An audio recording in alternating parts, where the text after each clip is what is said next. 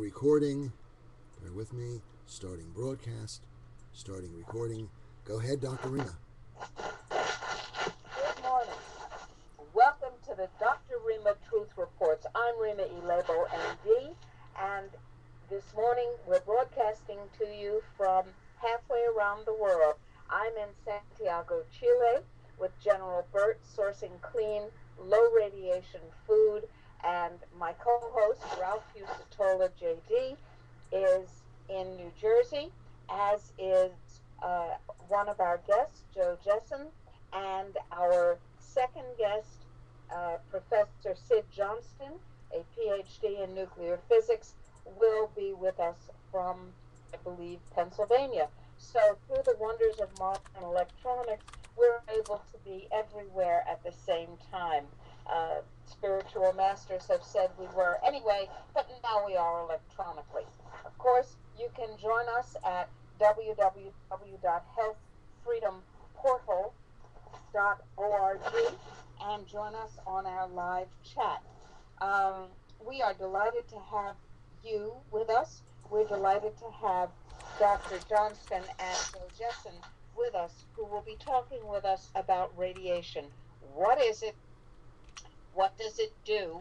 And what can we do about it? As you know, the Natural Solutions Foundation has been very, very active in leading the information flow about the reality of Fukushima Daiichi. It goes without saying that you can't look to the United States government for accurate information. You can't look to the lapdog media for accurate information on something that they want to cover up, and that is the disastrous impact of Fukushima Daiichi. After all, nuclear power is an enormous income source for a lot of people. I would point out that the CEO of GE, the company that with Hitachi is still building nuclear reactors, new nuclear reactors in Japan, the CEO of General Electric just said the money is going to win out and nuclear energy is not financially sustainable. Well, surprise, surprise, we advocates of a clean planet have been saying that for some time. Now the nuclear industry is pointing out that it makes no sense to build these monstrously expensive and we say massively, murderously dangerous technology monstrosities. The money isn't there. It doesn't add up. Now, a former nuclear plant engineer, actually the head of the CEO of the second largest nuclear engineering company in the world, said to us that the reason that nuclear stations exist is very simple. It's not because they do a good job of creating energy that we need. It's not because they're efficient. It's not because they're economical, Yes, and Professor God Johnston, knows this it's is not Ralph because they're Usatola. safe. I'm going to put you on It's speakerphone because so you nuclear can companies, listen in on the beginning of the energy program. Dr. companies, Rima usually starts get for a paid. few minutes Ralph, in. are we on, or do you want to mute your mic? We're okay, Dr. Rima. I have Professor Johnston holding on the Okay, phone. great, great. It's because energy companies get paid more when their facilities cost more money. So it behooves them to make them absolutely as expensive as they can, because corporate profits are enhanced by multiples of how expensive the plants are. And of course, it is the consumer who pays for the plants. It is the consumer who pays the increased rate for power.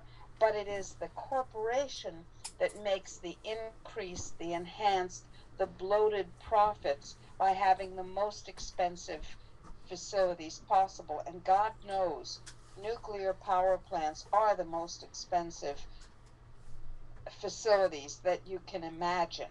Um, So we're talking about something that makes no sense economically, except for very few bloodsuckers. We're talking about something that makes no sense environmentally, as Fukushima has demonstrated for us, a cataclysm of biblical proportions. And we're talking about something that makes no logical sense. The amount of energy necessary to build a nuclear station will, it seems to me just intuitively, take what, 100 million years to equal the amount of energy put out by the nuclear station. It's an insane equation all around. Now, all of that is academic unless and until you're dealing with a cataclysm like Fukushima Daiichi, which we are. And one of the ways that we have to deal with this is to understand it and to know the risk. Then we can find the solutions. And the solutions may not be easy, but that's our job, to find those solutions. Uh, we have with us Joe Jesson, who has been our guest before. He is a specialist in sensors. He measures things and then he makes the measurement useful. Good morning, Joe. Hi, how are you? How are you this morning? I'm doing great. I'm so glad to hear that. We've been having really, really interesting conversations and email communications over the last many weeks, and I'm just delighted to have you as a colleague and a collaborator in the projects we're working on together. It's a real pleasure. And Thank you have brought us a friend of yours, Professor Sid Johnston. Is Professor Johnson on the phone? Yes, Dr. Rima, Professor Johnston, can you hear the Dr. Rima? Yes, I can hear Dr. Rima, Good. but the audio is cutting out. So about every fourth or fifth word is missing. Oh no, that's not good. Oh dear, oh dear. What can we do about that, Ralph? I can take Professor Johnson off of this speakerphone, and I can substitute another speakerphone, which hopefully will work. Now it'll take me a couple of moments. If I lose you, Professor, I will put you back on. So bear with me. Well, welcome, Professor. Meanwhile, while Ralph is doing that technical stuff, here's what I'm going to do. I'm going to talk to you about the things that are happening in the health freedom world that you need to know of, in addition to the radiation issues. One of the things you need to know of is that the ever dangerous FDA, that's the Fraud and Death Administration, has approved an implantable microchip which will attach to medication that you take. I kid you not. The stuff of nightmare science fiction is now a reality. The insane, absolutely insane, whoops, I don't want that. The insane FDA has agreed that an implantable microchip about the size of a grain of sand should be added to medication so that once it hits the acid of your stomach, it starts to put out a small electrical voltage. And with that, it sends signals that can be read at a distance to tell doctors or Big Brother or whomever that you have not or you have taken your medication. And if there's no signal, you are presumed to not be compliant with your medication. What the consequences of that will be, God only knows. People who are forced to take psychiatric drugs, for example, people who are forced to take chemotherapy on an oral basis, people who are forced to take this or that medication. Some years ago, I wrote an article called "Whose Blood Sugar Is It Anyway?" on the occasion of New York State passing a regulation which said that your blood sugar results belonged to the state of New York and that your doctor would be chastised, eventually fined, and could lose his license or her license if your blood sugar was not regulated properly based on laboratory reports and an evaluation of them.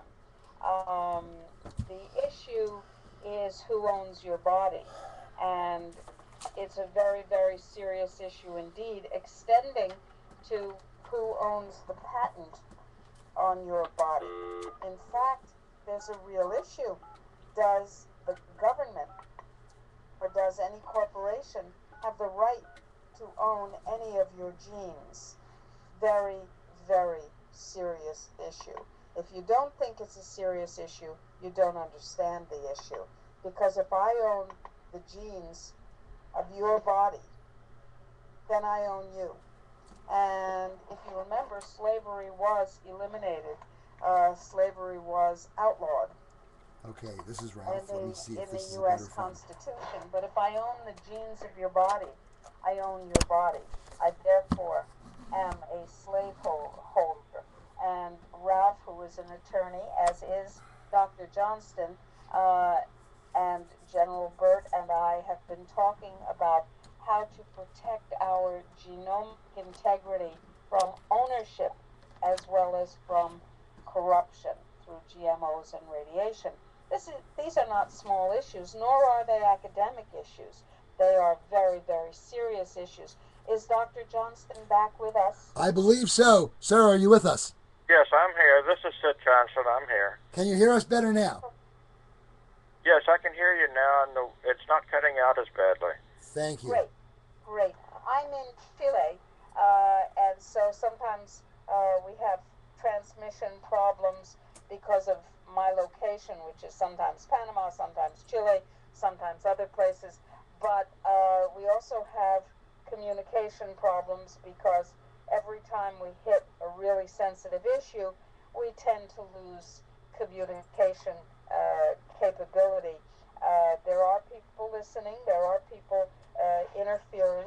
We've had a war council in January, which we were broadcasting from New Jersey, and we were actually, Ralph and General Burt and I were in the same room, and people listening over the internet said, whoever has that terrible hacking cough near the microphone needs to move away. Well, there was no one in the room that we were in with a hacking cough. What was happening was that one of the watchers or listeners was letting us know that we were being hacked with a hacking cough. Hack, hack. They had a sense of humor, at least. So we're quite serious when we say that we are routinely interfered with. But right now, the system is working. I want to welcome you, Dr. Johnston and Joe Jesson, to the show. And I'd like to ask you, Dr.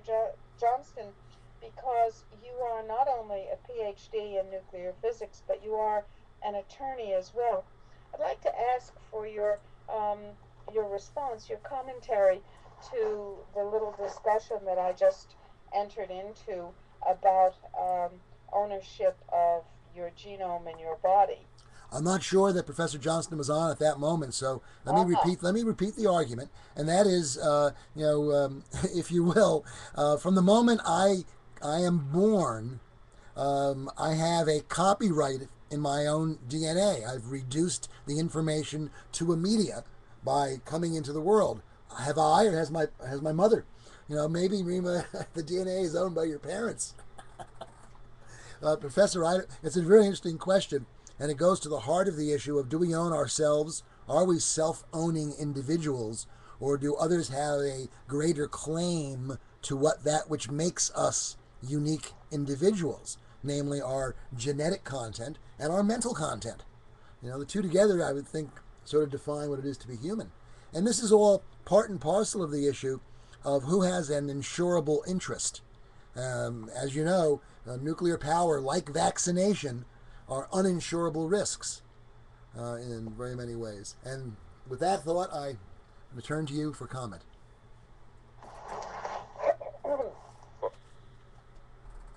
Well, the person gets their DNA at fertilization, but then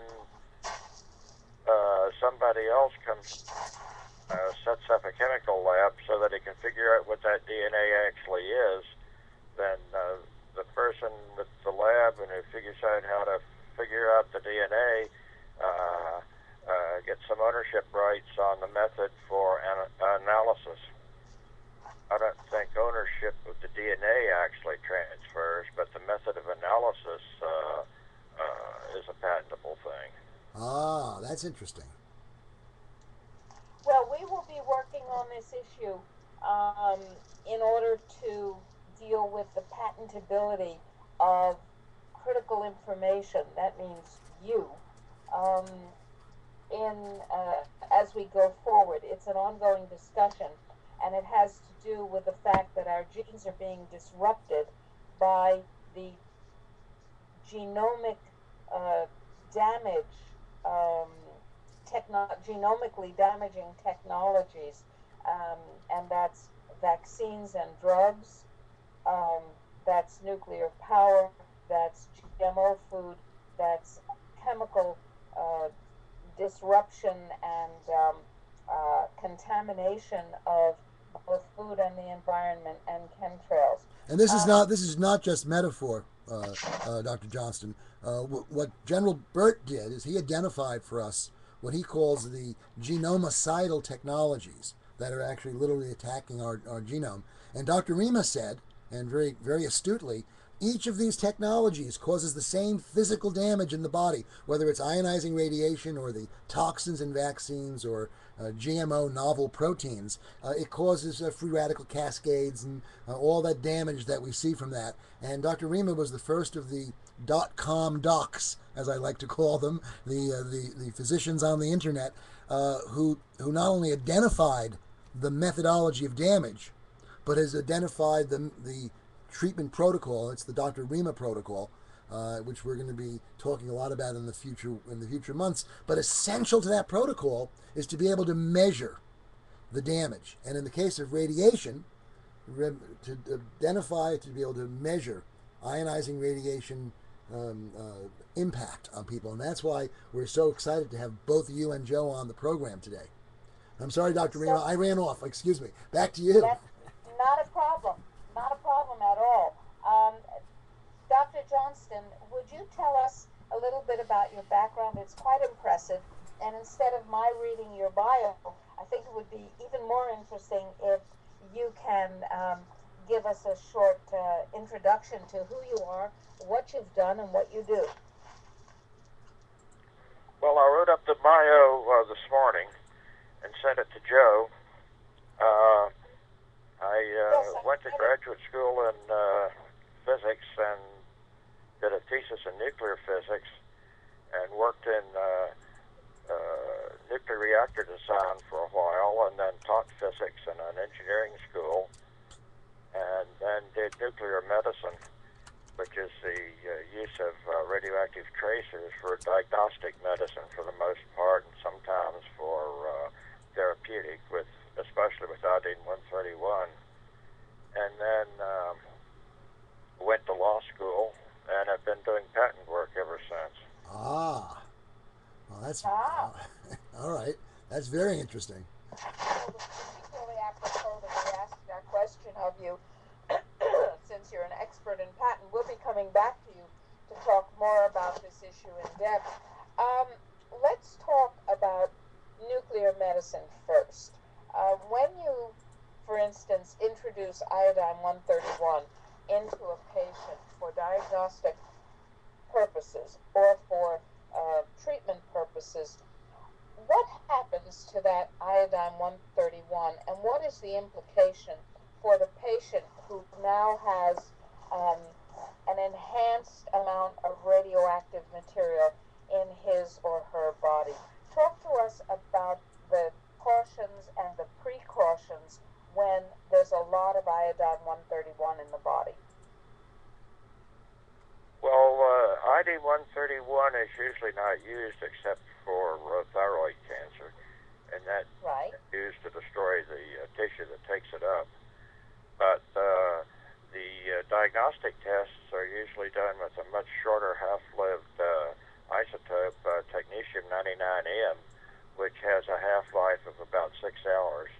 and Okay. you tenths of a millicurie are usually injected in the person, and it gives total radiation dose to the body about equivalent to a chest X-ray. So let's Radiation, talk about line 131 the because radiation from the diagnostics tests isn't any problem. well, let's talk about what happens when somebody is exposed for radio ablation to iodine 131. It's put into the body, and the reason I'd like to focus on that for a moment is that people are familiar with the fact that they can be exposed to iodine 131 from Fukushima. Of course, there are a vast array of isotopes, but iodine 131 is one of the ones that people are familiar with. So when you give a patient iodine 131 in order to ablate or kill the thyroid gland, what does the patient have to do in terms of precautions? How close can they get to other people? What happens to their urine, their feces, their sweat? Are there precautions? Are they in fact shedding radiation? And what happens to the rest of their body other than the thyroid from that introduced dose of iodine 131? Well, usually I think the thyroid,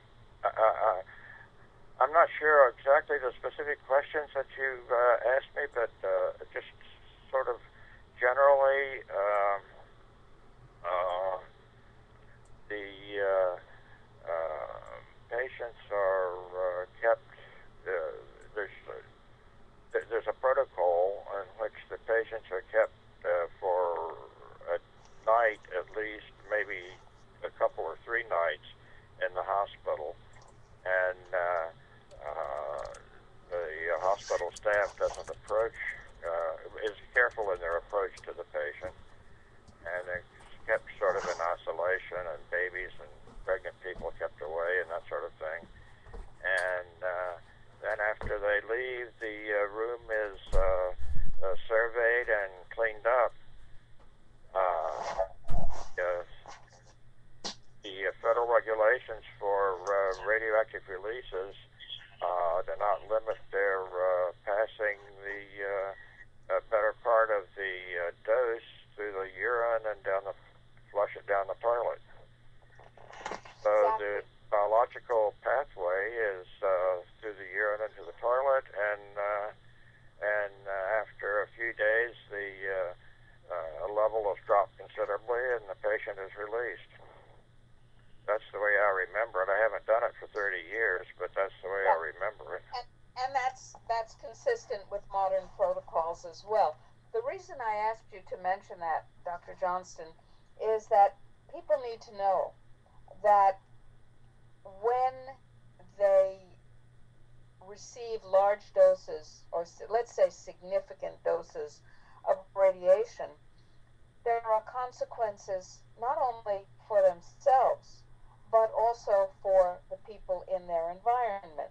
If you were to be exposed to a high dose of radiation by, let's say, ingesting something that had grown close to Fukushima or had been grown in contaminated soil or with contaminated water, which increasingly is happening in North America, then you are dealing with the impact of the radiation, and you are also sharing the impact of that radiation in a whole variety of ways.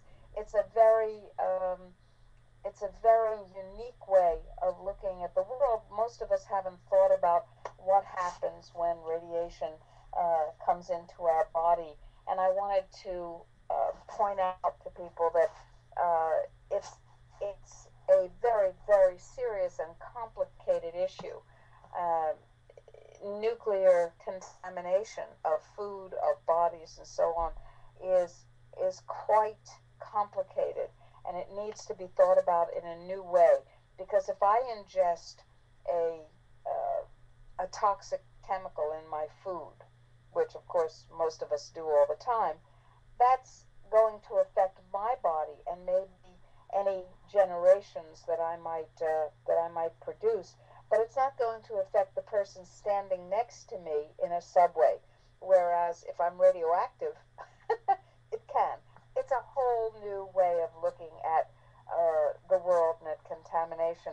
I wonder if you would talk about what you've been trained. You're a nuclear scientist and you're a nuclear physicist. You've done nuclear medicine. What you've been trained to believe about nuclear risk levels.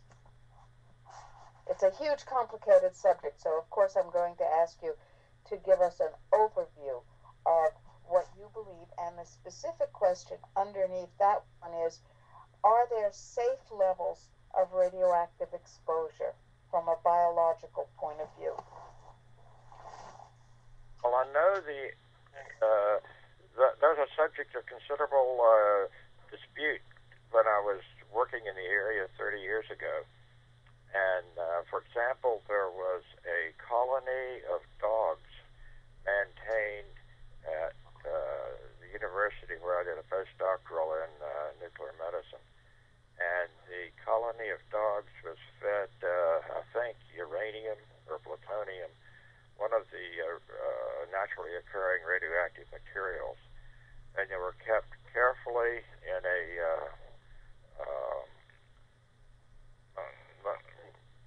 kennel-type situation for the rest of their lives, and monitored to try and detect any effect of the radioactive materials on the lifetime of the dog.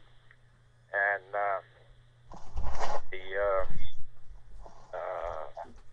you could always tell when the full moon was out because you could hear them 10 miles away baying at the moon. They were bagel hounds. And the lifetime of the dogs was longer than that of the ordinary pets who get run over by cars and other accidents. So I'm not sure what the scientific results of that were, but there are apparently not any really obvious detrimental effects to the dog. So if you look at the radiation exposure occupational limits that the NRC regulations have, we have to talk about the unit for a minute. And the annual limit is said to be 5 REMs, Röntgen equivalent man, or 0.05 sieverts, which is the meter kilogram second unit that was adopted in the late 1970s. And that the human body is constantly bombarded by radiation from cosmic rays and from uranium in the ground and radon, which is a decay product of the uranium. And the powers that be, whoever they may be, have decided that a worker in the nuclear industry, if he receives 5 or less REMs or 0.05 sieverts per year, will be okay, because the human body has become acclimated to having a repair mechanism for damaged DNA. The injury to the human body usually comes from the hot electrons that the radiation produces in the water in the human body and makes hydroxyl ions, which attack the DNA. So it's basically a DNA attack mechanism that the radiation has, and if you receive less than 5 REMs, then your inherited defense mechanisms take over and repair the damage. At least that's the theory. Now that is the theory. It's not a good theory. From a medical and an epidemiological point of view, I believe that we can say with certainty that those limits are essentially political limits. There has been a huge debate for a long time over the issue of whether there is in fact any safe level that can be repaired, at which the damage can be repaired reliably and consistently. And what it looks like is that as long as we have enough high potency antioxidants, as long as we have enough genetic vitality, if you will, enough repair mechanism capability, as long as we don't have other toxins impairing us, analogously to the beagles that you're talking about, as long as we don't have cars and trucks banging into the beagles in the kennel and eliminating them, well, on a micro molecular and a biochemical level, we have cars and trucks banging into us all the time. They're called free radicals. We have toxins, including drugs and vaccines, that incapacitate our repair mechanisms. Heavy metals do a very good job of that, like the mercury that's introduced in the huge number of vaccines that people are now receiving, the aluminum that's introduced, the aluminum fluoride combination that's sprayed on food, so that our native repair mechanisms are being interfered with on an environmental basis, and therefore don't really know what our repair capability is. Now, the other problem is that, in fact, it's kind of a game of chance. If a packet energy, nuclear emission, strikes a piece of DNA in just the wrong way, even if our antioxidant levels are really doing very well, if our immune system isn't at the level we need it to be functioning at, we can get a tumor, we can begin to develop other diseases. Dr. Helen Caldicott makes the argument, and she persuades me, that there is really no safe level of radiation. There is radiation we can't avoid. It's called cosmic radiation, and potassium-40, which is naturally contained in our foods, provides us with some radiation, and so on. These are hazards that we can't avoid. But we can avoid increasing the hazards through nuclear energy, nuclear contamination, chemical contamination, and so on. What do you think about that that way of looking at it, Professor Johnston? Well,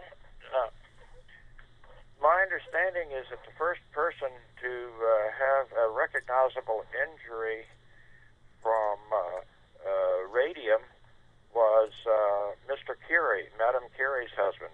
The man who discovered radium in the first place, right? No, actually, Madame Curie He discovered put some radium. in his chest pocket and took a boat to London to show the Royal Society in London all of the effects of radiation that he could demonstrate in an evening's lecture. And a few weeks later, he had a sore place on his chest. Whoa. That was acute So, radiation suffered poisoning. some tissue damage from from a gram or so of radium. But that's a much higher dose than the 5 rems that occupational people are permitted to get. But there's another source of radiation, and that's the X-rays. X-rays give something like a rem per X-ray in some instances, maybe a half or a quarter for a chest X-ray, something like that is my understanding. And so under modern practices of civilization, we have managed to expose ourselves to a good bit of radiation in addition to that which comes from cosmic rays and radon and uranium in the ground.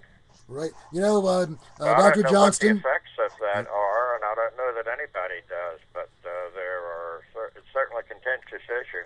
You know, Dr. Johnston, one of the things we've been doing is we Dr. Rima has a very fine radiation detector, and I have a radiation detector as well. And I've been, of course, with any new toy, one wants to play with it. So I've been using my radiation detector in various locations around New Jersey in the past week or so. And it keeps an average count. It does an average from when you turn it on, and it maintains, and it's a running average along with a current reading. And I did notice that there was a noticeable difference between where I live up in the hills of the northwest corner of the state and just 30 miles away in Denville, New Jersey, which is known to be sitting on rock that's rich in uranium.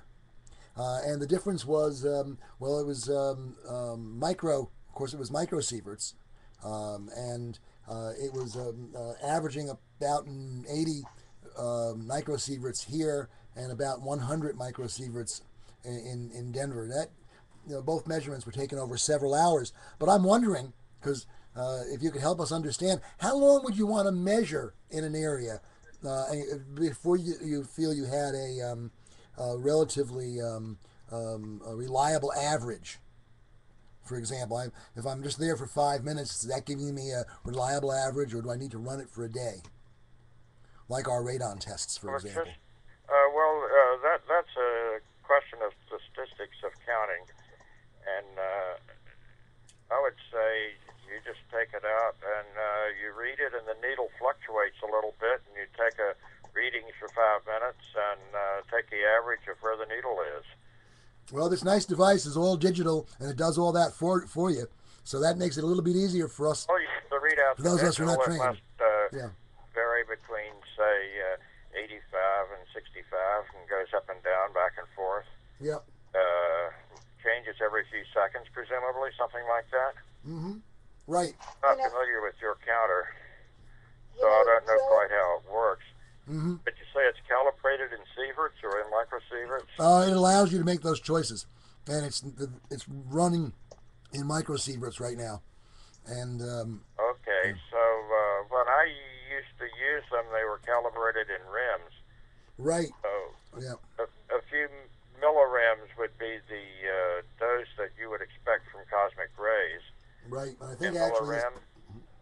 That's 10 to minus 3 rims. That would be 10 to minus 5 sieverts. So that would be 10 to minus 5 sieverts. That would be 10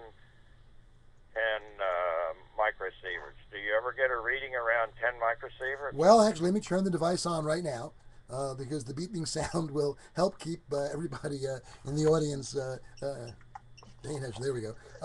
It's of course the Greek letter mu, sieverts per hour, is the average that it's doing apparently. And the rim is a radiation equivalent, man. Right. It's usually calibrated in rims per hour back in the old days. Right, and basically it gives me a reading of 0.060 right now. That's microsieverts, which would be 1,000th. Point something microsieverts. That's 0.08. That's done in the fractions of a millirem. So that's what you might expect from cosmic rays. Exactly. Yeah. It bounces up a little bit. It's 110 right now. If you go to some place that has a granite outcrop, there's a uranium in granite. Right. And so you can pick up some radioactivity from the granite, or from radon, which is a gas that's produced by radioactive decay of radon. Well, I'll tell you what we did do. We brought the device. It's one of those pancake tubes. We brought the tube right up against the return filter on my whole house air conditioner, and it definitely ticked up from the normal background of this 80 or 90 up to 120, 130. And so I guess the filter is concentrating the number of particles. Well, I used to demonstrate radioactive counts for a physics class by just running a vacuum cleaner for half an hour and counting the filter. Right. That would be double background. Yeah.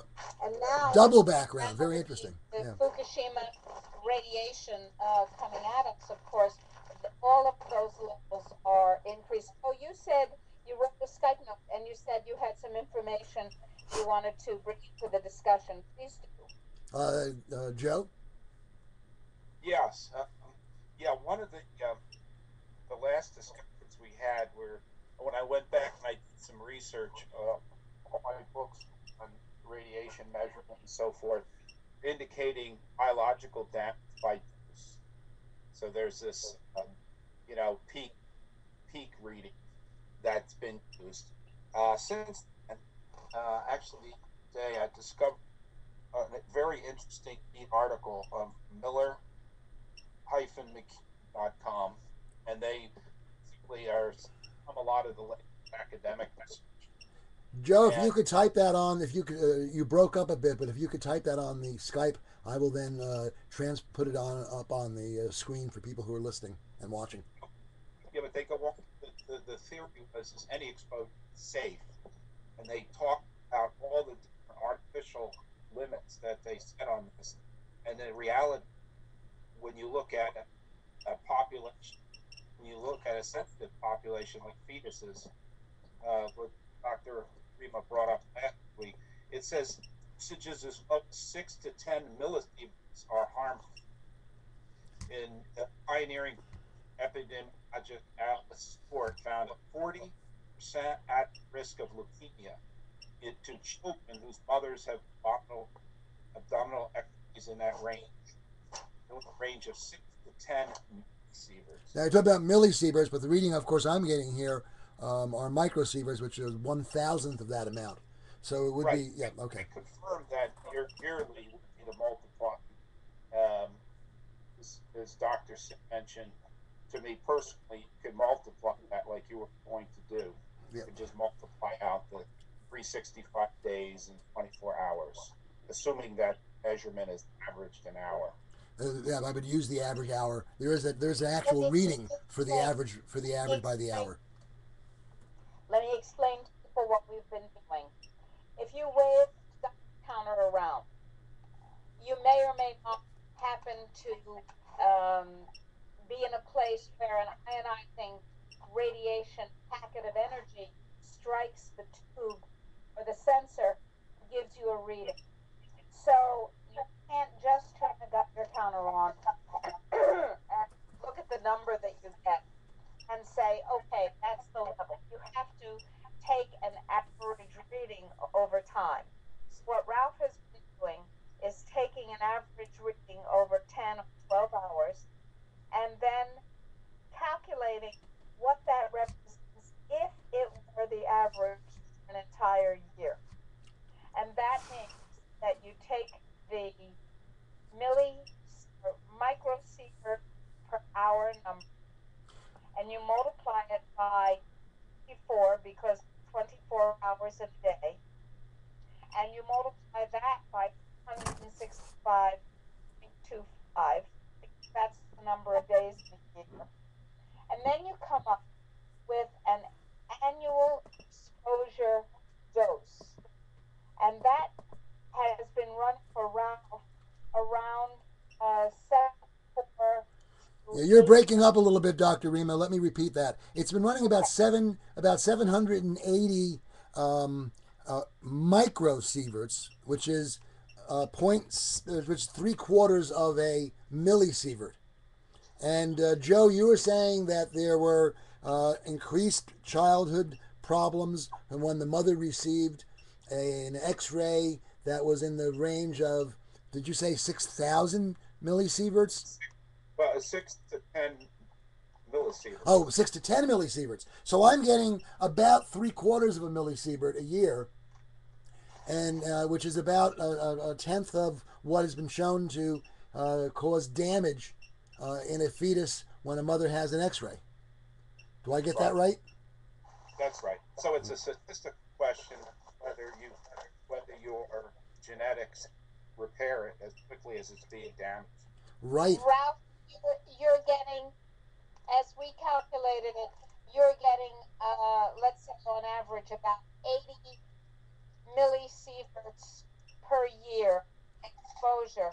To compare that with the fact that a radiation worker is now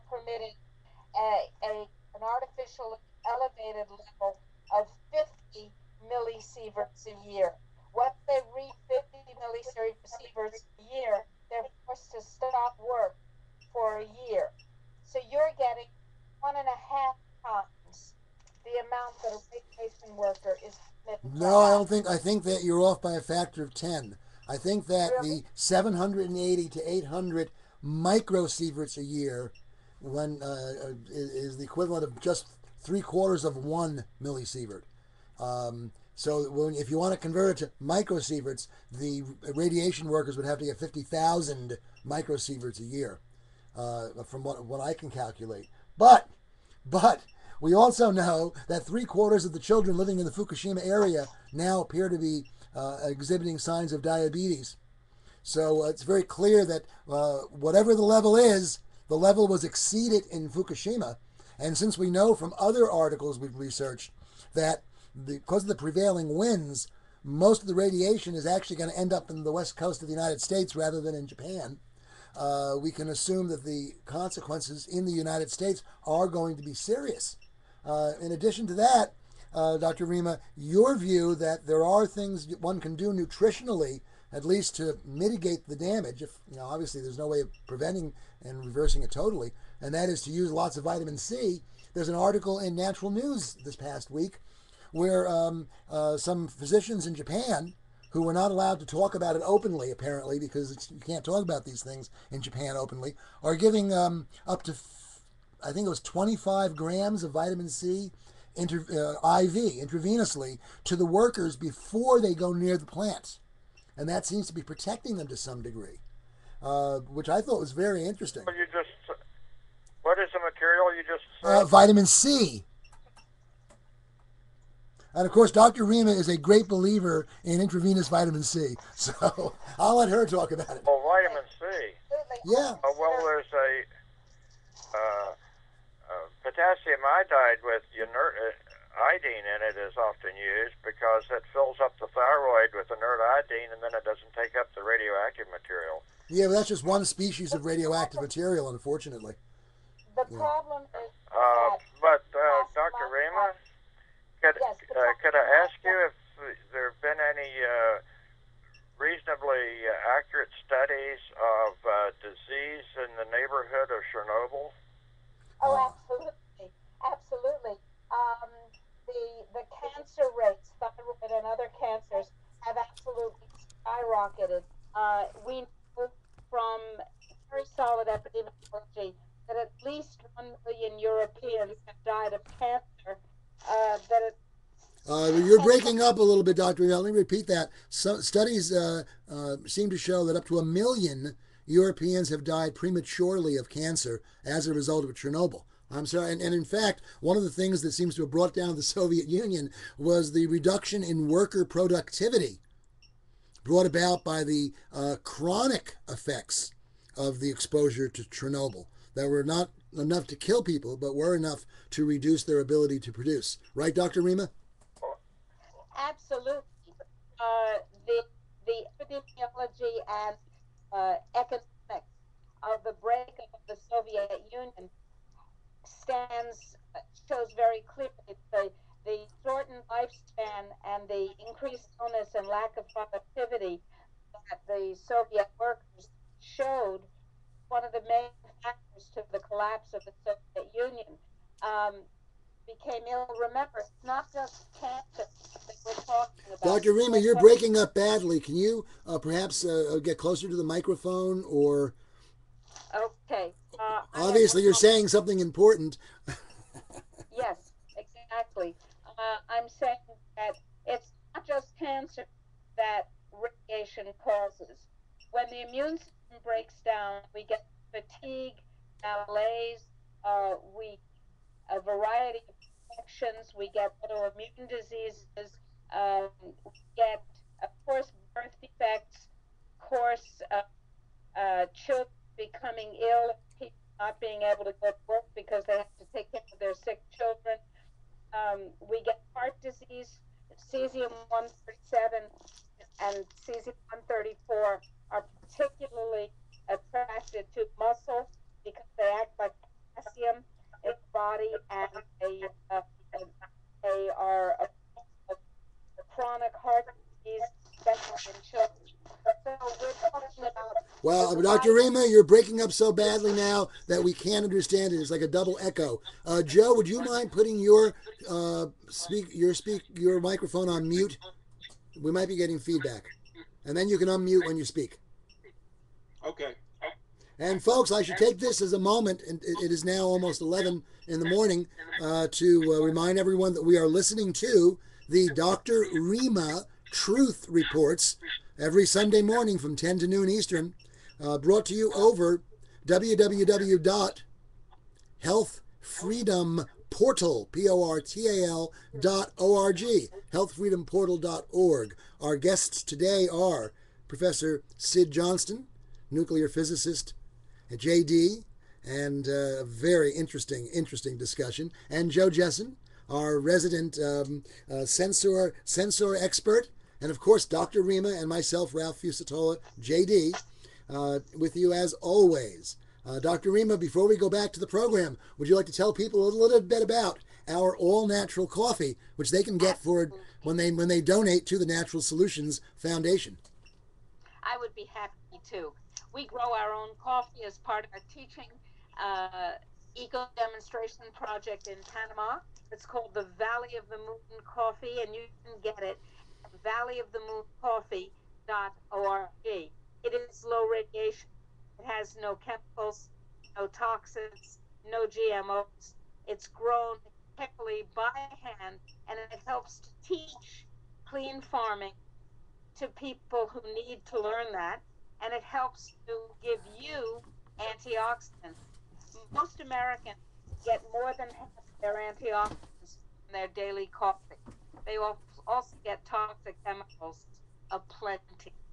When you drink our coffee, you get the antioxidants, the superb flavor, and none of the toxic chemicals. That's good for you, but it's also good for health freedom, because you're helping to support us. So if you go to www.valleyofthemooncoffee.org. I'm trying to put that up on the screen as we speak. Thank you. Your coffee, your Valley of the Moon coffee. And you should. If you don't drink it, but you use it for medicinal purposes, this is perfect coffee. It is clean, it is free of chemicals, it is perfectly packaged so that when it comes to you, it's in its pristine condition. If you like coffee, you'll love Valley of the Moon coffee. If you like freedom, you'll love Valley of the Moon coffee. Very good. Thank you, Dr. Rima. And folks, I have on the screen that link, www.valleyofthemooncoffee.com. It is great stuff. .org. Oh, all right. I think they both work, actually. Probably. Yeah. There's been a discussion on the chat of seaweed. Seaweed has extremely protective features. It's very, very, very useful against radiation, just the iodine. But it has to be clean seaweed. If it comes from Japan, it's wildly toxic at this point because of the radiation that's been dumped into the Pacific Ocean. You know, I remember, Dr. Rima, you told us a story about Hiroshima and how there was a hospital just a mile from ground zero in which there are many patients, and they've survived without chronic or acute radiation disease much better than other people right in the same area of the city, because the doctor in charge gave them seaweed laced miso soup in the days following the bombing. Exactly. But now that same set of seaweed beds will kill you. So I suggest you source your seaweed very carefully. I would suggest seaweed from northern Maine. Seaweed from northern Maine. Okay. I'm repeating a bit of what you say because you are still breaking up. Not as badly as when we were discussing with Professor Johnston, that's for sure. But you are breaking up a bit. So back to our discussion. Um, I believe Well, that I've wondered epidemiology is very if I strong. could pursue What that question I about. believe. Dr. Rima, Dr. Johnston's trying to speak right now. Yes, please. Go Go ahead. ahead, Dr. Johnston. I'm sorry, I interrupted. No, that's okay. Sometimes there's a slight gap because we're using Skype and we're using the telephone. Sometimes there's a slight gap between listening, hearing, and saying, especially since Dr. Rima is all the way down in Chile right now. So we apologize. And Dr. Johnston, please make your point. To pursue the question about disease around Chernobyl, I've wondered if patients had their thyroids counted with a radiation detector, and then a correlation made between the number of counts and the frequency of occurrence of disease, of thyroid cancer, for instance, or any of the other diseases that are attributed to radiation exposure. I understand. Oh, absolutely. Absolutely. Lethargy. You're looking at lethargy as a possible outcome. Yes. Dr. Jesson, that was done on a number of different occasions and it was well studied. We have to remember, although the science and the focus after Chernobyl was on thyroid cancer, we're not limited to thyroid cancer when radiation exposure is considered. It just happens to be what they focused on. There were very, very direct correlations between the amount of ionizing radiation absorbed by the thyroid and the percentage of cancer. There was no question about it. As a matter of fact, you can look that up on PubMed, and there's a huge literature on it. We know that. We also know that we're talking about many types of tissues that iodine attacks or attaches to. Every endocrine gland attaches to iodine. But we're also talking about many, many, many, many, many other isotopes. We cannot just limit ourselves to a consideration of iodine. Chernobyl is just pouring out iodine 131 and 127 and so on. It's pouring out the miserable mix of isotopes at an uncontrolled radiation situation or a controlled one pours out. The problem is that there's no way to quench or actively control radiation at this point. And it's pouring to the sea with cooling water. It's pouring in the air with the jet stream, and the situation there it's fairly bad. Actually, it's cataclysmic. So what can we do? Well, the first thing I believe we need to do is become aware of the danger. And that's where we've been having conversations with Joe about assessment. What I want is for everyone who's interested to be able to have a low cost, high accuracy radiation detector that they can put in their pocket or take with them wherever they go, and which will upload to an internet site specially created for that, which will upload the data so we can get an accurate, citizen controlled, non government suppressed understanding of what the radiation levels are. Step one. Step two. Once we know what the radiation exposure is, then we can take steps to protect our bodies, our children, if necessary, decontaminate our homes. For example, let's say you put a water filter, a reverse osmosis water filter, under your sink to filter out the radioactive particles that are in your water supply. Well and good. Now, you've got a radiation hazard under your sink. Every time you approach your sink, you're being irradiated. What do you do with it? You have to dispose of it as a radiation hazard material. Okay, that can be done, but you have to know that it's radioactive in order to do that, right?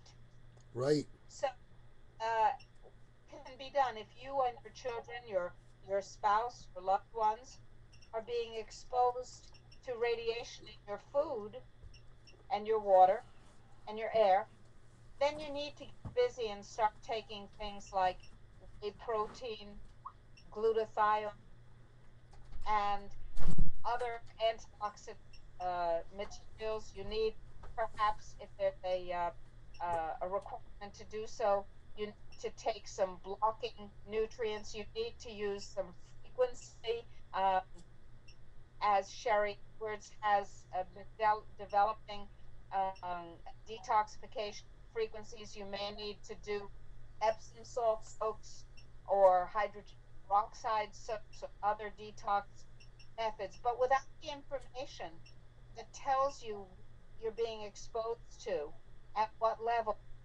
you won't take action. And without the action, you won't survive very well. You probably are going to need to change your food intake. And that's why Robert and I are here in Chile sourcing commercial levels of radiation. So there are many things that have to be done. But the first thing is to become aware of the issue. Joe, can you talk to us a little about the kind of sensor that we would need and what it would take to develop it? Um, right now, I'm looking at what is a sensor platform that we could easily plug into a smartphone, and basically would be have a choice of a silicon sensor that would detect alpha, beta, and also a non a traditional Mueller tube with a mica sensor that Ralph has got. But the important point is that the display and user interface will be via a smartphone, and then we can use the smartphone to collect it all on a geographical information system, so we can actually plot the calculated levels. So that's pretty excitement. So you have basically a group of interested people that would be doing their own monitoring, and then it would back to the website. You could see what people at Alpha is actually measuring.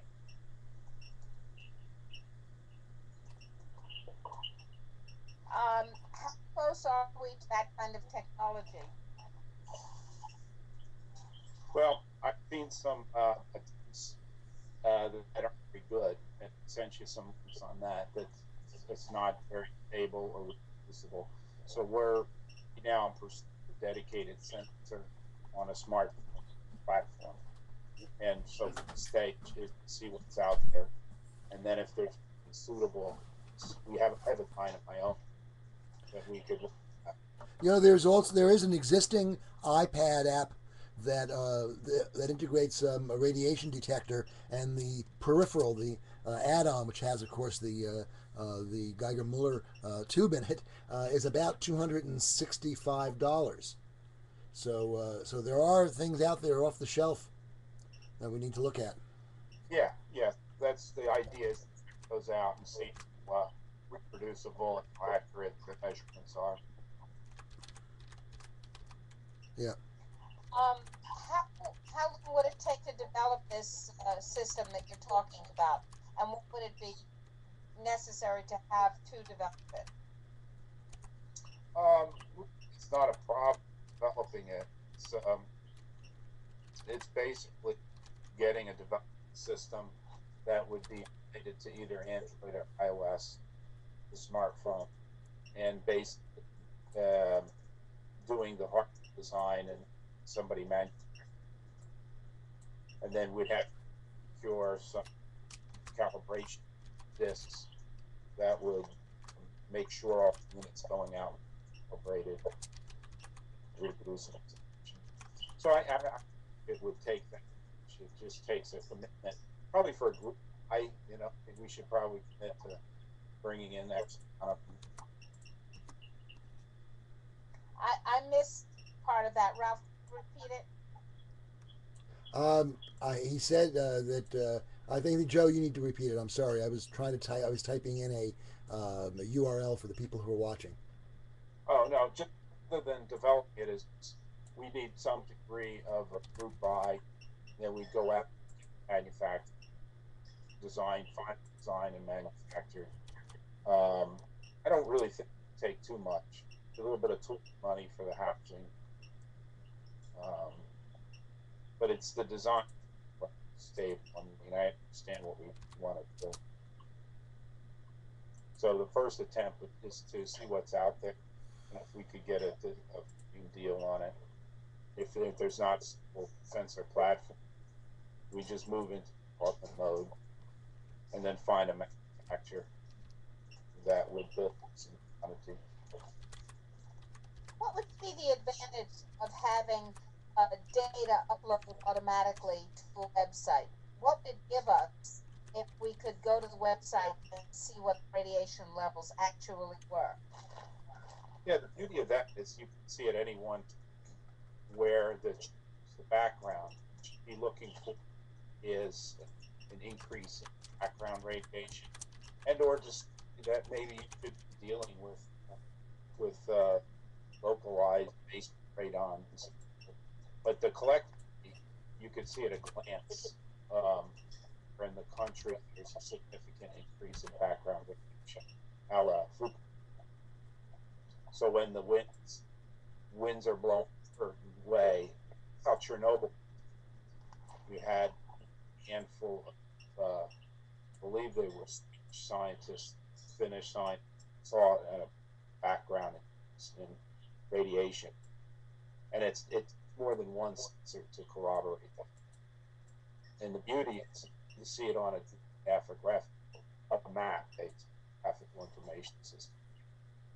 And that's the way to really confirm that this background radiation is taking a leap forward. And you can take steps then to take antioxidants and properly protect yourself against this unseen menace. That's very interesting. Tell me, who would own that data? Who would own that? What, Dr. Rima? That last word Data. broke. Data. Ah. That's a good question because, I think that ideal in the world of telemetry, telematics, and MTM, it's the customer owns the data. So if you're uploading data on that data and you choose to let your friends and colleagues see that, so it's your choice to open that up to the larger community. And there's typically a law-in process, so you can limit who sees the data, or you can as open as you want with Patch Bay system that's very open. But there's poor people that would post that data and display it. That's breaking up a bit. You said it's the Patch Bay. I believe that was the name of the site, and I believe that site has readings from Japan posted on it regularly. Lots of, but as pointed out, it's not calibrated. Some of the measurements are in counts per minute, some are in sieverts, and there's no reference to how accurate it is. And by the way, it might be useful, gentlemen, to help us understand the difference between counts per minute and sieverts and REMs. Of course, we know that sieverts and REMs measure the same thing, but on different scales. Is counts per minute different from those scales? Well, Dr. Sid is probably the best guy to the definition of a sievert is so many 1 joule per kilogram absorbed in a patient's body. All right, so it's radiation as received by the body, but counts per minute is just what's passing through the machine. Counts per minute is the number of ionizing gamma rays or particles that have gone through the body and gone through the detector of the counter and have activated it. So wouldn't that be the better measurement for comparing different areas and different machines? Well, your instrument is calibrated in microsieverts, right? Actually, you can change it. It also will run counts per minute, counts per hour, and it'll also run millirem, or I guess micro rems, because it's the rems.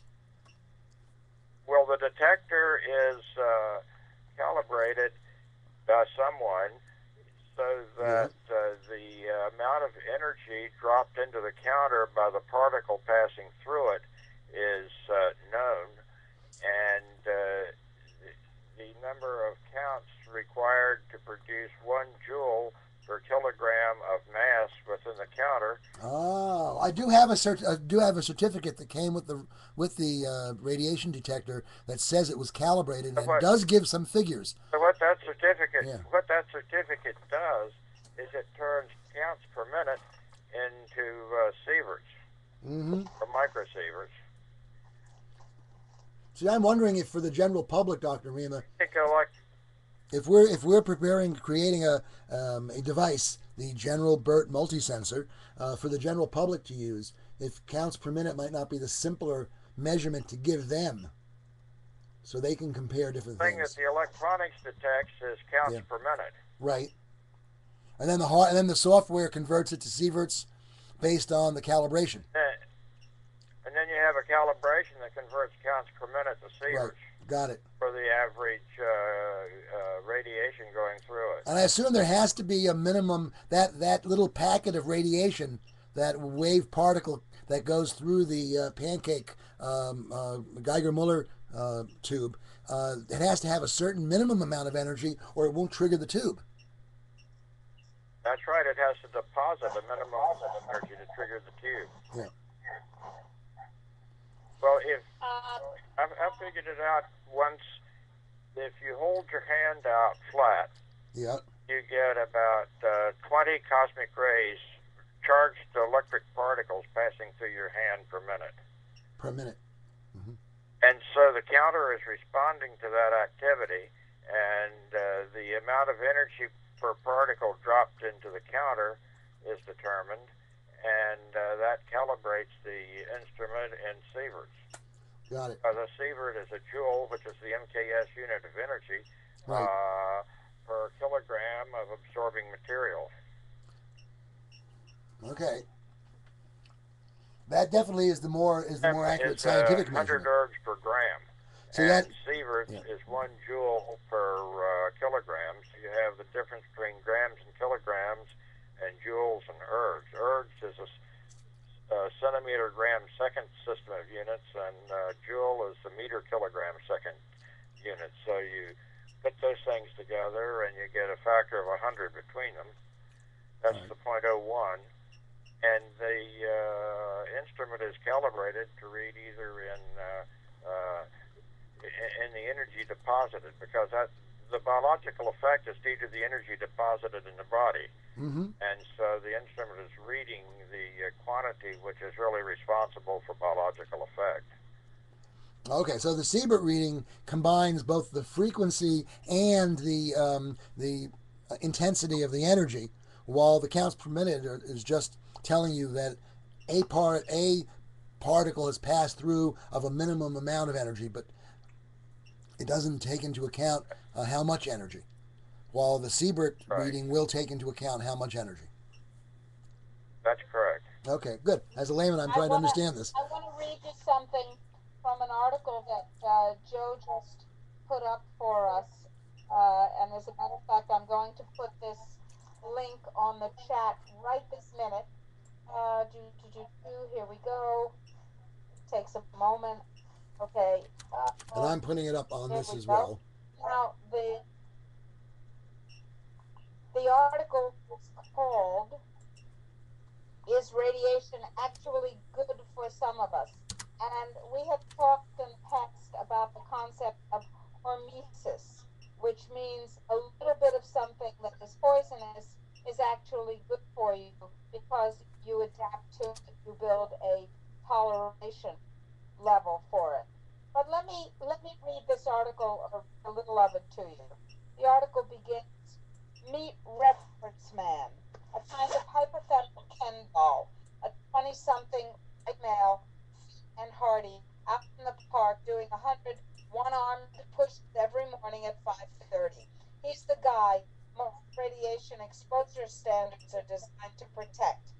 But as a stand-in has said, and they talk about the fact that not everybody's reference man. We mentioned this earlier in a different way when I said the amount of repair that we can do when we're exposed to low levels of radiation depends on our antioxidant level, our genetics, age, health status, the other toxins that we're carrying, heavy metals that we're carrying, and so on. So that reference standards are very, very unhelpful because they are about healthy people. It's the same thing as the daily reference values of the vitamin and mineral requirements. They took 23-year-old, presumably healthy medical students, all male, and they determined what level of nutrient was necessary to prevent the deficiency disease of that nutrient. Beriberi, for example. And they said that's the minimum daily value, that's the reference value. And that's all you need, whether you're white or black or brown or have more or less melanin in your skin, or you're pregnant, or you're female, or you're a baby, or you're 87 years old. The reference values were set on the basis of that kind of myopic, anti-scientific thinking. So are the radiation exposure limits, because they're based on statistical assumptions and norms that have nothing to do with people. A baby is far more sensitive to radiation exposure than an adult, but a healthy adult with plenty of antioxidants is far more resistant than a nutritionally compromised adult, or an adult who had cancer, or an adult whose immune system has broken down, or an adult on steroids, which damages the immune system. Understand these safe levels are pretty meaningless, but I think it's quite conclusive that even if you are exposed to cosmic radiation on a daily basis, unless you're in perfect health, nutritionally and otherwise, you are vulnerable to even that small level of radiation causing damage. Some people on the chat said there was no cancer before electricity. This is a misstatement. It's factually untrue. We have an archaeological record that tells us that once in a great while, people in the pre-electricity era developed cancer. We have a medical record that tells us that even in the Middle Ages and earlier, some people were unfortunate enough to develop cancer, but very few people did. Same thing with heart disease. It was virtually unknown until the toxicity in our environment overwhelmed our coping structures.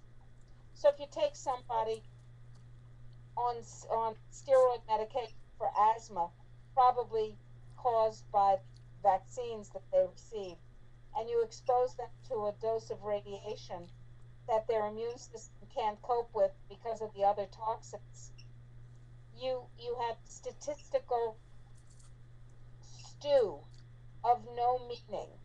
Dr. Caldecott and the others who say that there is no safe dose of radiation are, I believe, completely correct. The fact that we have some background radiation means that we are all facing a small dose all the time, but that doesn't make it safe. And the more immunocompromised and nutritionally compromised we become, the larger the dose becomes in effect even though the measurement doesn't get larger. Does that, do you understand the point that I'm making? Doctor, I do understand the point you're making.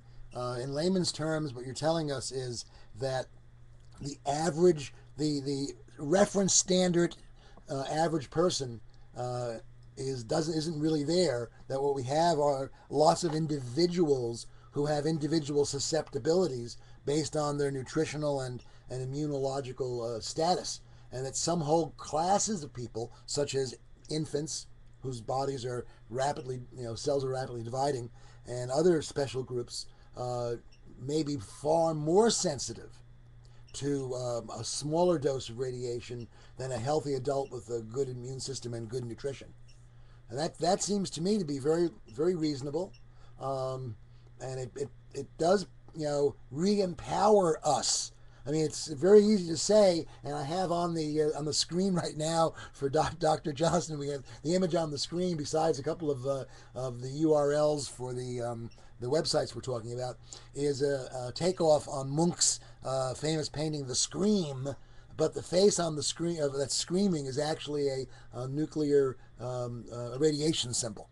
So yes, it is possible just to say, "Woe is me," and scream. On the other hand, what we really need to do is find out how to help empower people. And what Joe and Dr. Johnston and Dr. Rima are doing is talking about ways to empower people through the development of the General Burt multisensor, through the use of nutrition, through a better understanding of what we're actually measuring, which is what we're discussing to a great degree. This is all intense, valuable internet radio. And we have about a half an hour left in the program. So I turn back to Dr. Rima. I would like to continue reading from this article. It says, discussions of effects on populations focus on average dose, which doesn't reflect what actually happens to individuals. Quote, if you gave 1 millisievert, that's 1 millionth of a sievert, to 2 people standing next to each other and looked at the total energy deposition in their cells, that's the only thing that counts for the individual, says Keith Rakerstock, a former radiation protection official at WHO. One would get pummeled and the other escape altogether.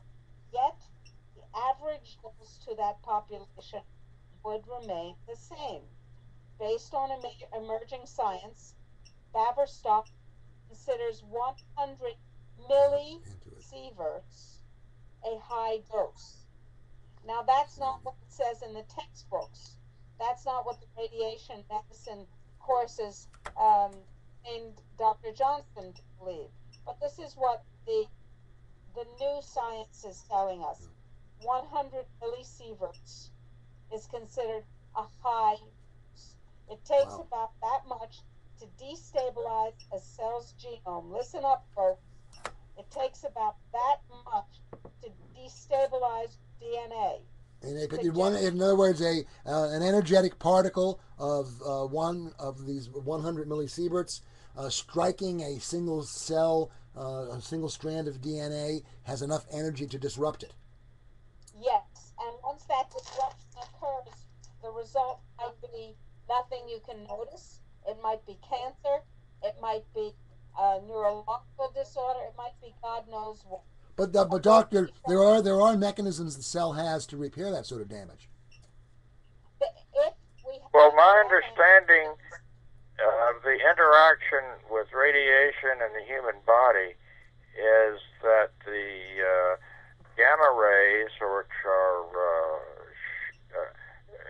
electromagnetic waves, interact with an electron on an atom and cause the electron to go zinging off with a high velocity through the water in the cells of the body. And ionizes the water as the electron slows down, and then chemically the hydroxyl ions that are produced, the OH minus ions that are produced, have a negative chemical effect on the body. And if you have beta rays from the radioactivity entering the body, those are hot electrons to start with, and they slow down in the water of the body and produce hydroxyl ions.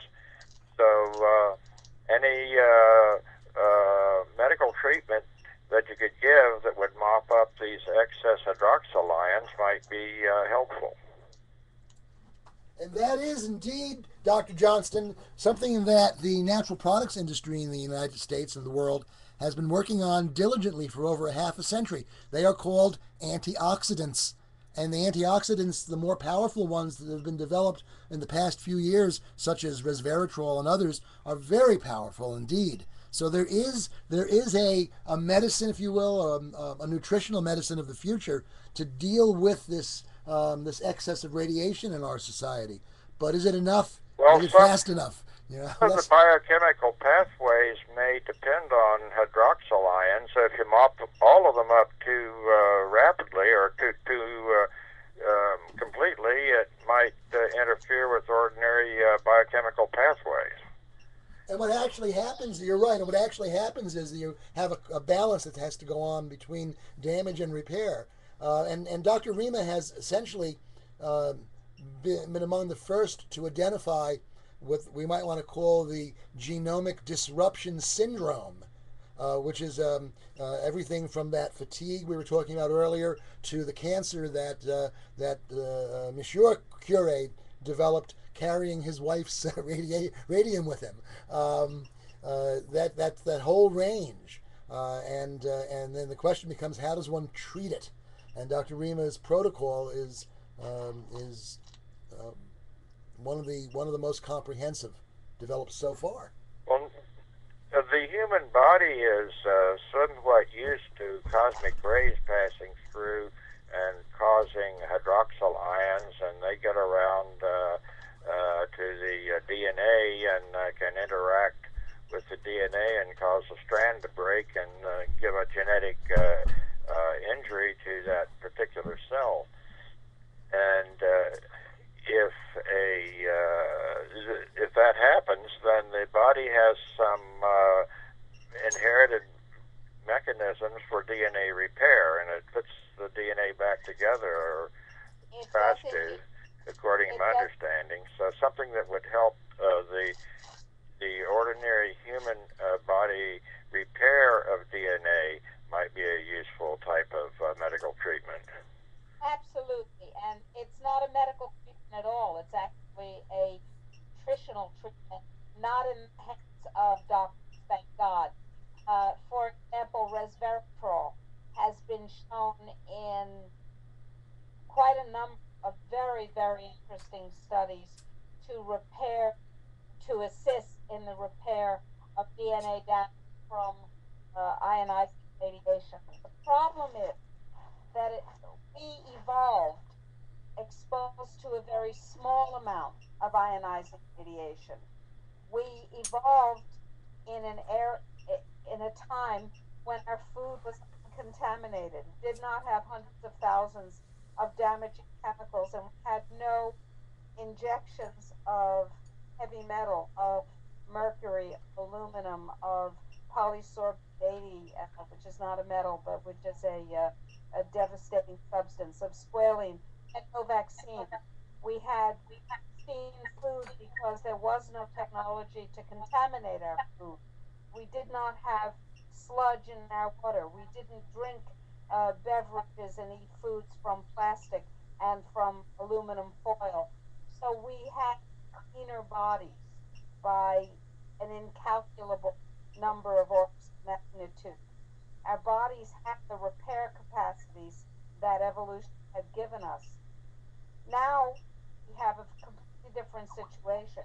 We have a lot more chronic disease, a lot more environmental toxicity, and a lot more radiation to contend with. So we're in a weaker situation, and we have more of this damaging radiation to deal with. So that's why it's critically important that people access things like whey protein made from cows that have not been given vaccines or other damaging substances and are raised in radiation-free zones. it's critically important that people get organic resveratrol and people take clean vitamin C and vitamin D complexes that are not sourced from genetically modified organisms. It's vitally important that we re-pristine our bodies, if you will, in order to deal with what we can't control, which is the radiation. That's very good, Dr. Rima. And what I'm doing is on the screen, and I'll do it on the chat too, I'm posting the link to the Friendly Food Co-op, which is our project to bring low radiation, organic, and biodynamic foods from the deep south, from Africa, from South America, up to the north. And by the way, Dr. Rima, did you notice we've got a note back from Father Godfrey from Benin, encouraging us in the capacity of our system to bring food from the deep south to the north. We got another email from him. Mm-hmm. Today. Oh, and he was traveling, of course, and just got back to the yes. Shanghai community. There are some wonderful photos that he sent us, folks. For Dr. Johnston and Joe, let me say that our zero emissions mentor, Father Godfrey from the Shanghai Institute in Benin, who is both a director of a Beyond Organic Biodynamic Zero Emissions farming facility, but also a professor emeritus of optical engineer at a university in California, and an extraordinary luminous being. Just sent us some photos of their market garden in the facility. Food is grown completely radiation free. It's just wonderful, and the garden is blooming in a very intense way because of the type of technology used, which, as we like to say, is friendly to the earth, friendly to the workers, and friendly to the consumers. So that's friendlyfoodcoop.org. There will be food from the Deep South arriving at a location near you soon, folks. Dr. Rima, we have we have a little more than 15 minutes in the program as I give you the countdown. Excellent. I want to read something else to you. Please. At low dose exposures, supposedly safe exposures, according to radiation biologist named Carmel Mothersfield at McMaster University in Canada, we have to take into account a phenomenon called genomic instability. Ooh. And this is the heart of the basic issues in what I've described as the genomic disruption syndrome, and you'll hear more about that. Mothersfield says cell that has been exposed to low-level radiation can appear undamaged, but it can transmit harmful information to its cloned offspring. That's every cell that comes from it from then on. The cell's descendants can become malignant or otherwise malfunction, but, and this is the important part, the effect jumps all over the genome, from gene to gene, unpredictably. So, ionizing radiation can destabilize the genome and its information transmission in the same way that GMOs destabilize genome. Wow. Yeah. That's interesting, Dr. Rima. It confirms exactly the argument that you've been making for a number of years now about the relationship between these genome-societal technologies that General Burt, our esteemed president of the foundation, identified for us. It's quite extraordinary, and of course we call this radio program the Dr. Rima Truth Reports. So I guess we should expect that truth to be confirmed, as it often is. Even though the old science dies hard. Indeed. So, Dr. Johnston, you've been trained in radiation physics and radiation medicine.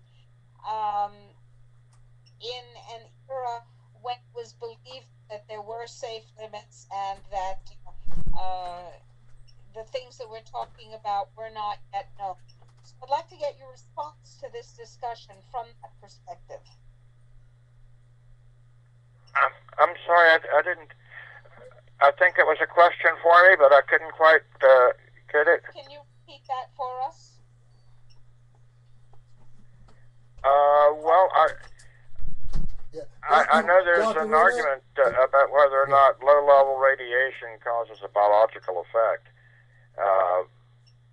Some people simply multiply the low-level exposure by the coefficient that is derived from high exposure for the probability of causing cancer or some other malady, and apply it to the low level and calculate the number of cases expected for a low level exposure. And some people say that's nonsense, and some people say it's the way the world works. So I really don't know. I just know there's an argument in that area. You know, it's very interesting. There's something that we did not know when I was in medical school, because I was trained at about the same time you were. I graduated from medical school in 1970, and there was an awful lot we didn't know. We didn't know, for example, that when a cell is damaged by radiation, we now can measure what's called a bystander effect, which means that other cells that have not been damaged by radiation but are communicating with the cell that has been show the same effects as if they had been bombarded by ionized radiation. That's a widely acknowledged effect. We've known for 40 years that this kind of communication occurs between plant cells within the same plant and between plants in communication with each other, like trees. When one tree is infected with all of the trees in the area, same species, start producing the chemicals to ward off that pest, so the trees are communicating. Dr. Rima, your audio is breaking up a bit. It sounds almost as though there's a loose plug on your microphone. No, I'm using my iPad. Oh, you're using your iPad. Okay, gee. I have it in my mouth, essentially. All right. I'm sorry. Would you like to repeat what I'm saying? Yeah, Dr. Rima, that's a very interesting of information. Can you hear me? Dr. Rima, Dr. Johnston is trying to speak. No, I guess not. Go ahead, Dr. Johnston. We're actually having a connection problem with them at the moment. Probably Joe is okay. Okay. Yeah. But go ahead and I'm sorry, please make your point. All right. Dr. Rima, Dr. Johnston was about to speak. Go ahead, sir. Hello? Oh, Hello? That's very interesting information that you just mentioned, that if a cell is damaged, then it can transfer that damage to its neighboring cells. Yes. Are there any treatments which can interrupt that sort of transmission of information between cells? You can't hear him. Oh, Dr. Rima, can you hear me? Now I can. Now you can. Let me repeat what Dr. Johnston said. A very interesting statement. He said it's very interesting, this communication among cells, this transfer of information that can occur. Is there a treatment or a therapy that might affect that transfer of disruptive information? I would assume the answer to that is yes, and it's nutritionally based. I would assume that the more antioxidant support that we give to the damaged cell, and nutritional support that we give to the damaged cell and to its mitochondria, the more we will mitigate that effect. I don't know that. There are, however, nutritional substances that are used to support mitochondrial action, as I recall. So there should be some way that can be approached from a nutritional, natural standpoint. This is interesting. Very, as we've been saying, Dr. Johnston, as Dr. Rima's been saying, radiation remediation medicine is the most important medicine of the future. Folks, we have just about Yes, 15. Go ahead, sir. If the Chinese build as many nuclear reactors as the recent news reports say they're planning to, like one a year for the next 20 years or something like that, then there's going to be a good need for that kind of therapy. Yes, indeed. Did you hear that, Dr. Rima? No, tell me again. Dr. Johnston said if the Chinese really do build one reactor a year for the next 20 years, as they are threatening, he didn't use the word threatening, but then there's going to be a great need for that sort of remediation therapy. That's what he said.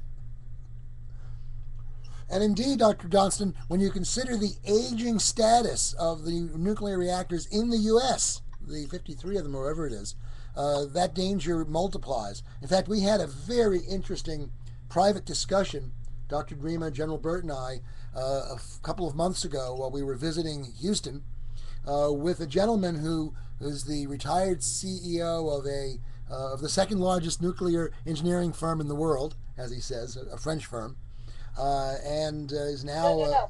No. The French firm was the largest. Oh, his was the second largest. That's it.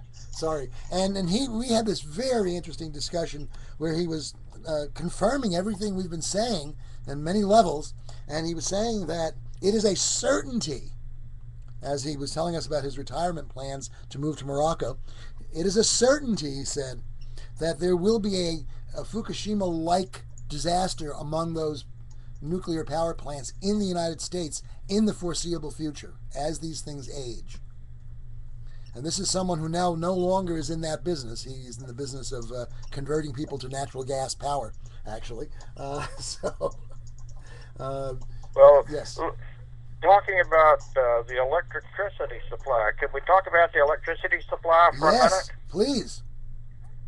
We'd love to have your opinion. Was an article in the IEEE, the Institute of Electrical and Electronic Engineers, January 2010, issued by a man from Australia named Abbott, A-B-B-O-T, in which he pointed out that if we could capture solar energy at about a 30% efficiency and convert it into steam and make electricity with it, that a array of such collectors in an area 100 miles by 100 miles in the southwestern desert would generate the same amount of electricity that is currently generated in the United States by coal, oil, nuclear, hydroelectric, and whatever. Combined. Wow. 100 square miles. I wonder how that would change the world's weather, though, if you're unless you're very careful with the way you control that. Now, 30%. Do modern solar collectors do they reach that? There are people that claim they can do it. Wow. And they make 30-foot diameter parabolic reflectors and concentrate the heat into generating steam or vapor of some sort. It doesn't have to be water steam. It can be any kind of working thermodynamic fluid. Right. Maybe a silicate, because they can hold more heat energy than hydrocarbons. That's interesting. Well, anyway, whatever you make a steam engine out of it, a gas operated engine, thermal cycle engine, and generate electricity. And some systems are being installed in the California desert, or were planned, and in the Arizona desert, or were planned. I'm not sure how they're coming along, but the electric grid would have to be changed around so that the source is in the southwestern desert. And if you have some method of storing the energy, then the main disadvantage of solar could be handled. The main disadvantage of solar is that when the sun goes down, the lights go out. Right. But even today, it would be very helpful because the load in, say, cities with the air conditioners in all the buildings really spikes in the mid-afternoon when it's hot, and the solar collectors would be generating the maximum amount of energy at that time. Well, rumor has it that Very helpful. the Chinese are developing solar panels that, of course, do direct light to electricity conversions that will be a tenth the cost of conventional ones.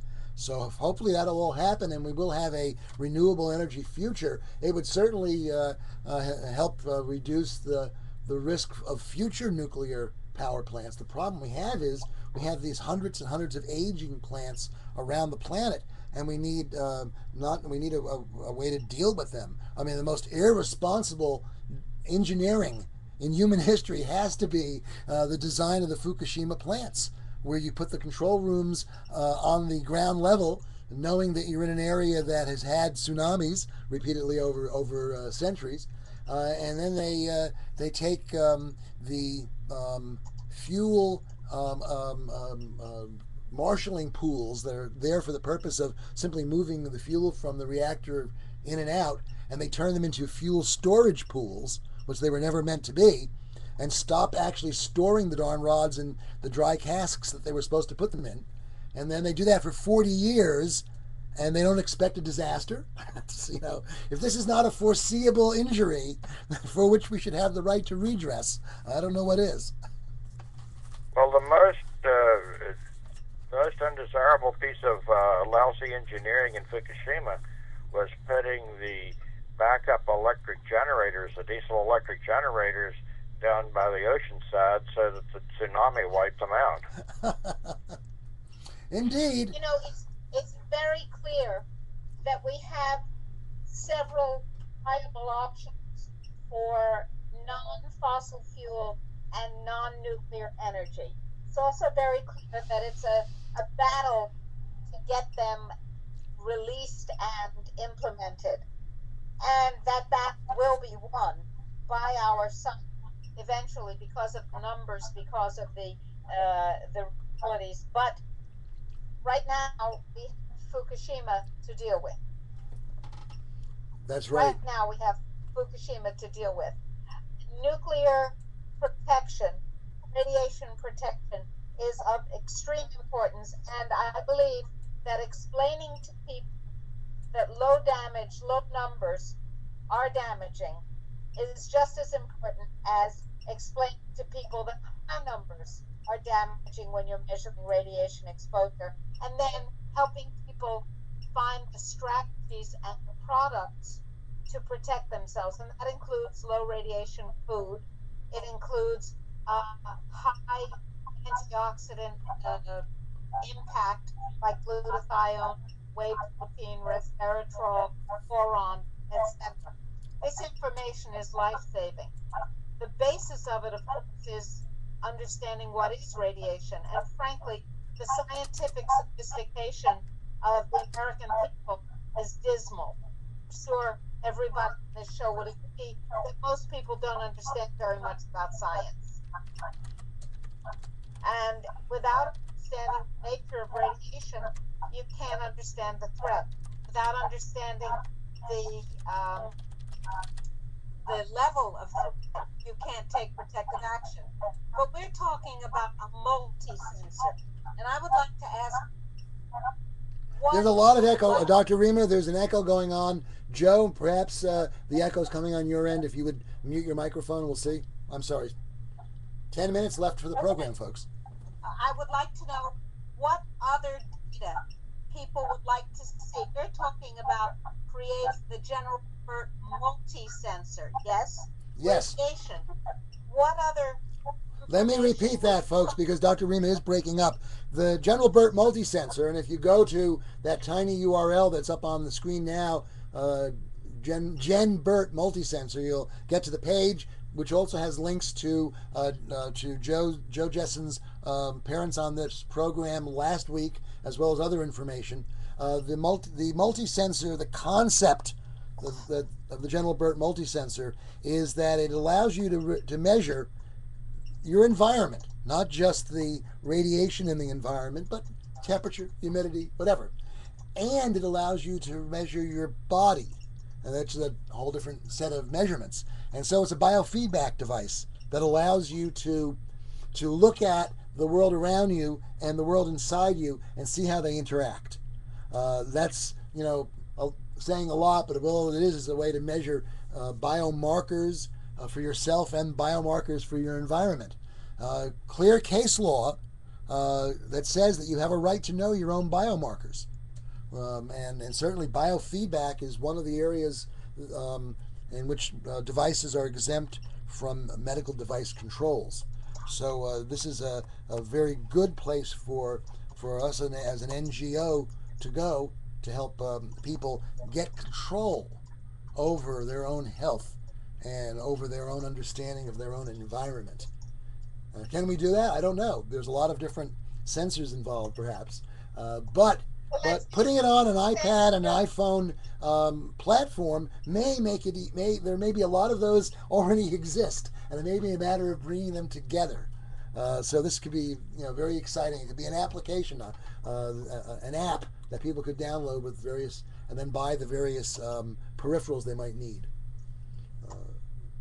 Separately as. Joe, what can we measure?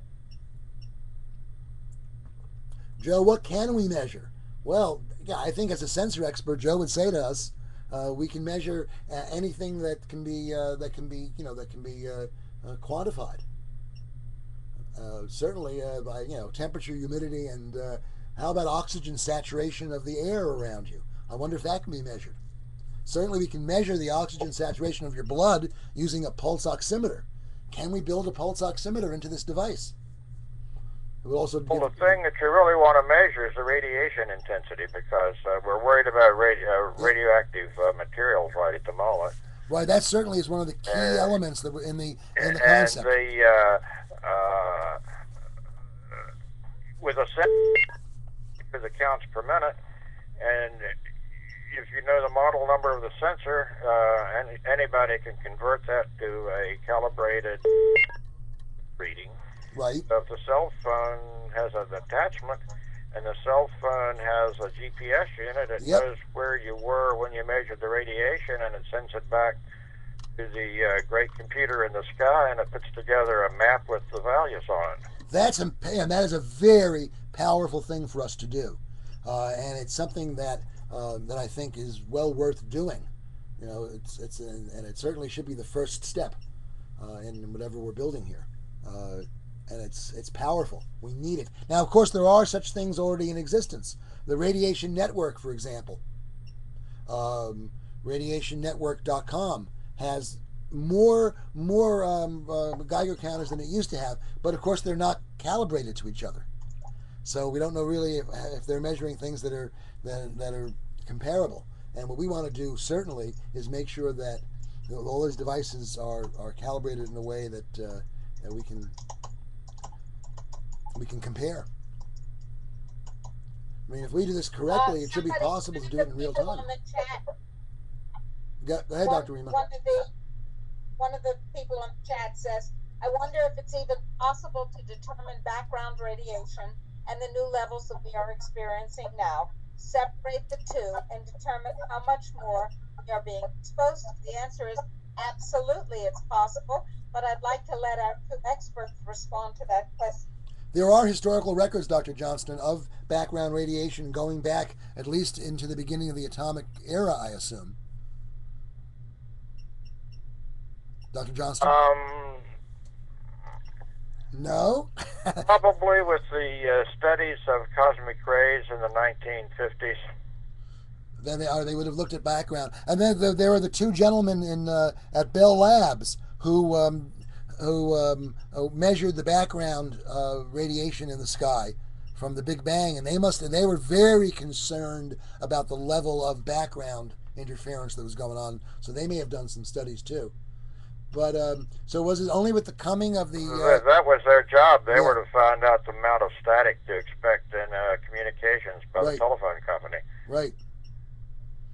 So maybe it wasn't until the anti-nuclear power movement began to build up in earnest that people started looking at background radiation? No, is it possible? That's not accurate. Okay.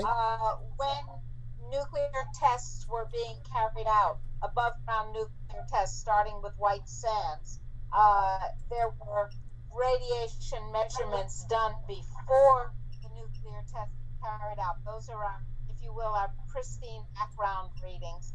And then after the nuclear tests were carried out, there was in fact an entire network of sensors set up across the United States in order to measure the radiation flow. That network was set up by the government, and it was only turned off after Fukushima when they decided they didn't want to have any more numbers that they would have to deal with. But for the first nuclear blasts were carried out, the ambient radiation was measured with Geiger counters, which, correct me, gentlemen, if I'm wrong, but it seems to me that basic technology of a Geiger counter hasn't really changed all that much. So the numbers are comparable.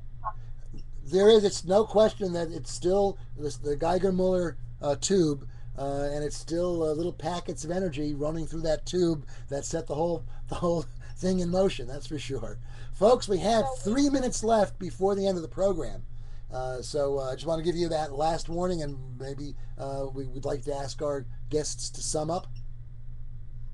Yes, I would do that. All right, Dr. Johnston, would you like to make any final summation?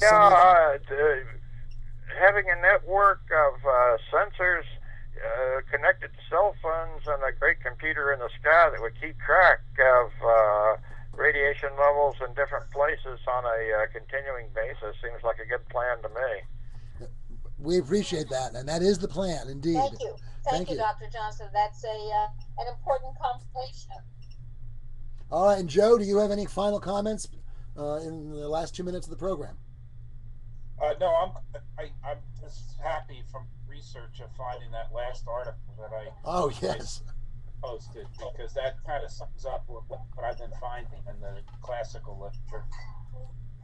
Mm-hmm. Are you surprised, so, to find that low-level radiation is so much more harmful than we were taught that it was?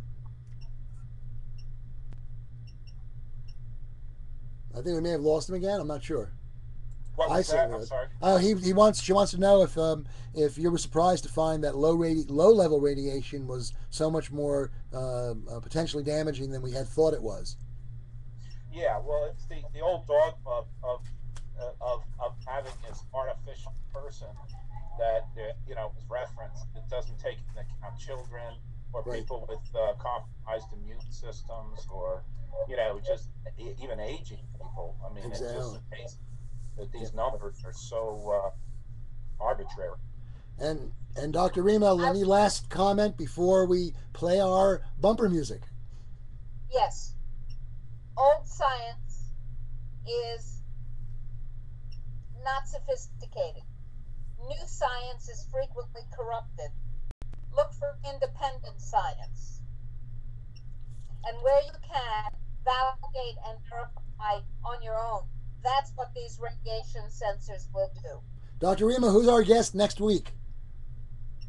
Our guest next week is Clifford Baker from the